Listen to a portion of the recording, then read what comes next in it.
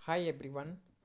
बहुत बहुत स्वागत है आपका अपने ही यूट्यूब चैनल GK GS जय गुरुदेव में। फ्रेंड्स, इस वीडियो में बहुत ही मोस्ट इम्पॉर्टेंट क्वेश्चंस मैंने कलेक्ट किए हैं जो हर कम्पिटिटिव एग्ज़ाम में बार बार पूछे ही जाते हैं और बार बार रिपीटेड होते रहते हैं। तो उन्हीं क्वेश्चंस की आज हम इस वीडियो में डिस्कस करेंगे और बहुत ही ज़्यादा मोस्ट इम्पॉर्टेंट क्वेश्चंस हैं। और अगर आप हमारे चैनल पर पहली बार विजिट कर रहे हैं तो चैनल को सब्सक्राइब कर लें, साथ ही साथ बेल आइकन को प्रेस कर लें जिससे कि सबसे पहले नोटिफिकेशन आपके पास पहुंचे। और अगर वीडियो पसंद आए तो इसे लाइक करें। और आइए चलिए स्टार्ट कर लेते हैं। एक मृग मरीचिका बनाने वाली परिघटना को क्या कहा जाता है? तो दोस्तों, मृग मरीचिका बनाने वाली परिघटना को पूर्ण आंतरिक परावर्तन कहा जाता है। यानी इसका ऑप्शन नंबर बी इसका ठीक हो जाएगा। मरीचिका किसे कहते हैं? तो रेगिस्तानी इलाकों में गर्मी के दिनों में दूर किसी स्थान पर पानी होने का भ्रम हो जाता है जिसे मृग मरीचिका कहते हैं। ऐसा प्रकाश के पूर्ण आंतरिक परावर्तन के कारण संभव हो पाता है। बात करते हैं ऐसा किस लिए होता है? क्योंकि मरुस्थल में अधिक गर्मी होने के कारण जमीन के संपर्क में जो हवा आती है वह गर्म हो जाती है तथा ऊपर की हवा ठंडी रहती है। ठंडी परत सघन माध्यम का कार्य करती है तथा गर्म परत जो होती है यह विरल माध्यम का कार्य करती है। दोस्तों, जब प्रकाश किरण जब सघन वायु से विरल वायु में प्रवेश करती है तो दूर स्थित किसी व्यक्ति के लिए आपतन कोण क्रांतिक कोण से ज्यादा हो जाता है और पूर्ण आंतरिक परावर्तन होता है जिससे पानी की सतह जैसे परावर्तन का आभास होता है। दोस्तों, इस क्वेश्चन से इतने इंपॉर्टेंट फैक्ट बन सकते थे। नेक्स्ट क्वेश्चन, प्रश्न नंबर 2, ऑप्टिकल फाइबर केबल का आविष्कार किसने किया था? तो दोस्तों, ऑप्टिकल फाइबर केबल का आविष्कार नरेंद्र सिंह ने किया था। यानी इसका ऑप्शन नंबर इसका ठीक हो जाएगा। बात करते हैं इस क्वेश्चन से रिलेटेड इंपॉर्टेंट फैक्ट के बारे में। दोस्तों, ये ऑप्टिकल फाइबर होता क्या है? तो दोस्तों, ये उच्च गुणवत्ता वाले कांच या क्वार्ट्ज तंतुओं से बनाया जाता है। प्रत्येक तंतु में करोड़ होता है तथा एक आवरण होता है। करोड़ का जो अपवर्तनांक होता है वह आवरण के अपवर्तनांक से अधिक होता है। ऑप्टिकल फाइबर के इस्तेमाल कहाँ कहाँ होता है? तो दोस्तों, ऑप्टिकल फाइबर में जब प्रकाश एंटर करता है तब इसका प्रकाश का पूर्ण आंतरिक परावर्तन हो जाता है। यह ऑप्टिकल फाइबर के दूसरे छोर तक बिना नष्ट हुए पहुंच जाता है। मानव शरीर में आंतरिक भागों के चिकित्सा में इसका प्रयोग किया जाता है जैसे इंडोस्कोप में। नेक्स्ट क्वेश्चन, प्रश्न नंबर 3, चिकित्सीय भाषा में गोल्डन आवर का संबंध किससे है? तो दोस्तों, चिकित्सीय भाषा में गोल्डन आवर का संबंध है हृदयघात से। यानी इसका ऑप्शन नंबर इसका ठीक हो जाएगा। प्रश्न नंबर 4, निम्नलिखित में से किस बीमारी का वाहक एडिज इजिप्टी मच्छर नहीं होते? तो आप बताएंगे निम्नलिखित में से मलेरिया रोग का वाहक एडिज इजिप्टी मच्छर नहीं होता। यानी इसका ऑप्शन नंबर इसका ठीक हो जाएगा। बात करते हैं मलेरिया के बारे में। यह प्लाज्मोडियम नामक प्रोटोजोआ से होने वाला रोग है। इसका वाहक मादा एनाफिलीज होती है। बात करते हैं डेंगू के बारे में। यह वायरस से होने वाला रोग है। इसका वाहक मादा एडिस इजिप्टी मच्छर होता है। इसमें मनुष्य का शरीर में प्लेटलेट्स की संख्या गिरती चली जाती है। बात करते हैं चिकनगुनिया के बारे में। यह वायरस से होने वाला रोग है। इसका जो वाहक होता है एडिस इजिप्टी मच्छर होता है। तथा बात करते हैं येलो फीवर यानी पीत ज्वर के बारे में। यह वायरस से होने वाला रोग है। इसका जो वाहक होती है एडिस इजिप्टी मच्छर होती है। नेक्स्ट क्वेश्चन, प्रश्न नंबर 5, जापानी इंसेफ्लाइटिस नामक रोग किस कारण होता है?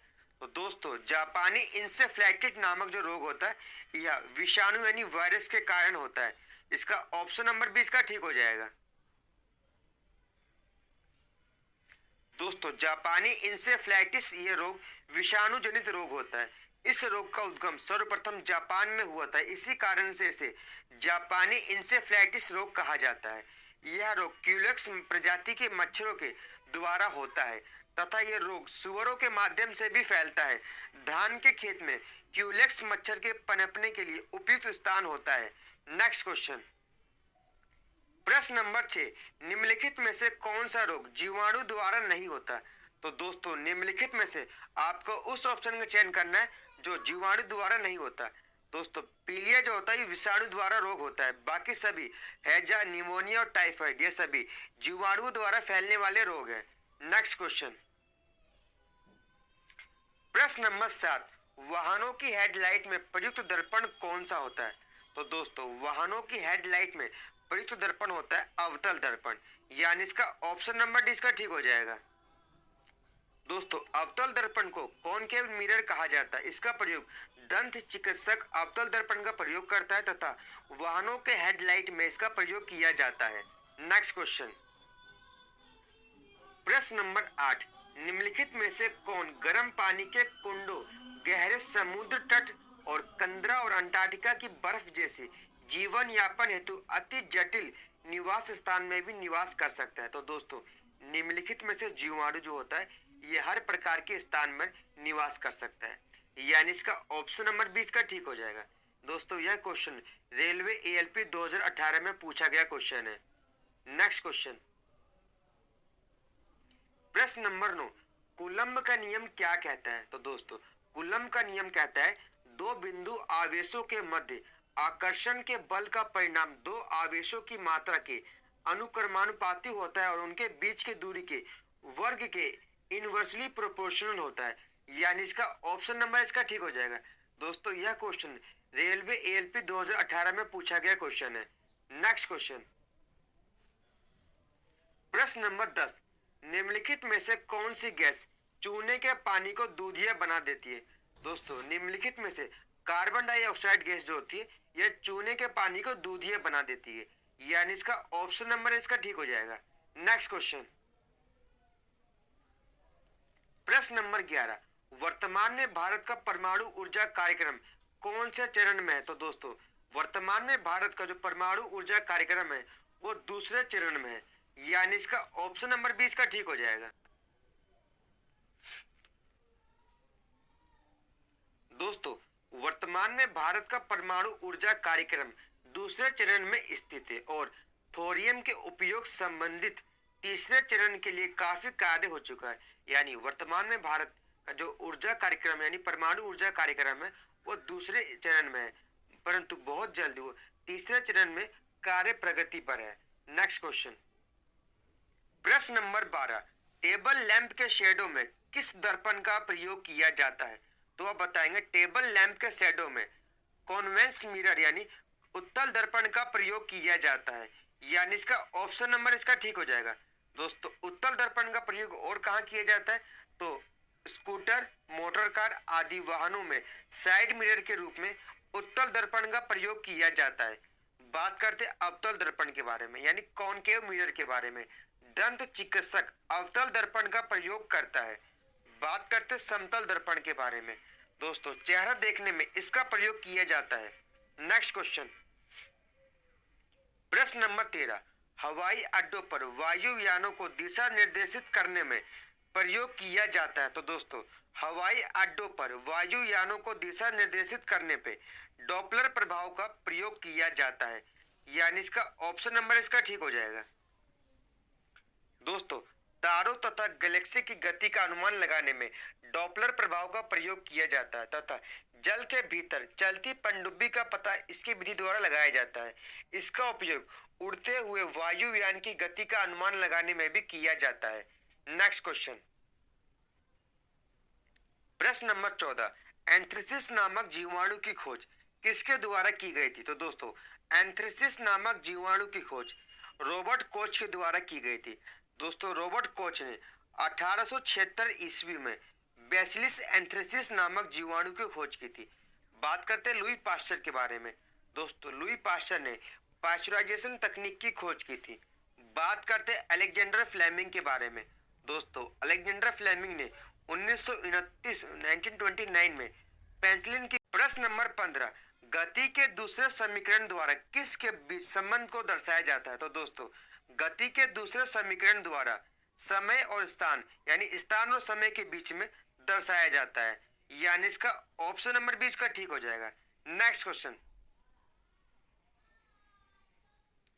प्रश्न नंबर 16, निम्नलिखित में से कौन सा एक धातु और अधातु दोनों के रूप में कार्य नहीं करता? तो दोस्तों निम्नलिखित में से जो बिस्मथ होता है ये धातु व अधातु दोनों के रूप में कार्य नहीं करता। यानी इसका ऑप्शन नंबर डी इसका ठीक हो जाएगा। दोस्तों, जो बिस्मथ होता है इसका डिस्कवर 1753 में की गई थी। इसका एटॉमिक नंबर 83 होता है। इसे Bi के रूप में दर्शाया जाता है। नेक्स्ट क्वेश्चन, प्रश्न नंबर 17, दक्षिण गंगोत्री भारतीय वैज्ञानिक द्वारा स्थापित एक रिसर्च बेस स्टेशन है। यह कहाँ स्थित है? तो दोस्तों, दक्षिण गंगोत्री यह अंटार्कटिका में स्थित है। इसका ऑप्शन नंबर इसका ठीक हो जाएगा। दोस्तों, दक्षिण गंगोत्री की स्थापना 26 जनवरी 1984 में दक्षिण पोल यानी साउथ पोल से 2500 किलोमीटर दूर स्थित इसकी स्थापना की गई थी। इसका नामकरण दक्षिण गंगोत्री ग्लेशियर पर रखा गया है। नेक्स्ट क्वेश्चन, प्रश्न नंबर 18, निम्नलिखित में से कौन सी एक गैर चमकदार वस्तु है? तो दोस्तों, निम्नलिखित में से चांद एक गैर चमकदार वस्तु है यानी नॉन ल्यूमिनर वस्तु है। दोस्तों, बात करते हैं जुगनू की, जगमगाता बल्ब और जलती हुई मोमबत्ती, ये सभी चमकदार वस्तु यानी ये तीनों वस्तु जो होती है अपने आप से स्वयं से प्रकाश उत्पन्न करती है, इसलिए ये चमकदार वस्तु के उदाहरण है। जबकि जो चांद होता है यह सूर्य से प्रकाश ग्रहण करता है, इसके पास स्वयं का प्रकाश नहीं है। नेक्स्ट क्वेश्चन, प्रश्न नंबर 19, निम्नलिखित में से कौन सी मनुष्य की एंड्रोसिन ग्रंथि नहीं है? तो दोस्तों, निम्नलिखित में से लीवर यह मनुष्य की एंड्रोसिन ग्रंथि नहीं होगा। इसका ऑप्शन नंबर सी इसका ठीक हो जाएगा। नेक्स्ट क्वेश्चन, प्रश्न नंबर 20, दोस्तों ये क्वेश्चन रेलवे एएलपी में पूछा गया क्वेश्चन है। 1 मीटर में कुल कितने किलोमीटर होते हैं? तो आप बताएंगे 1 किलोमीटर में 1000 मीटर होते हैं, इसलिए आपको 1 मीटर का बताना है तो आप करेंगे 1/1000 को डिवाइड कर देंगे। तो दोस्तों आपका आंसर आएगा 0.001 किलोमीटर, यानी इसका ऑप्शन नंबर डी इसका ठीक हो जाएगा। दोस्तों, आज की वीडियो से इतने इंपॉर्टेंट क्वेश्चन बन सकते हैं। अगर आपको वीडियो हेल्पफुल लगी हो, वीडियो को लाइक, शेयर और चैनल को जरूर सब्सक्राइब करिए।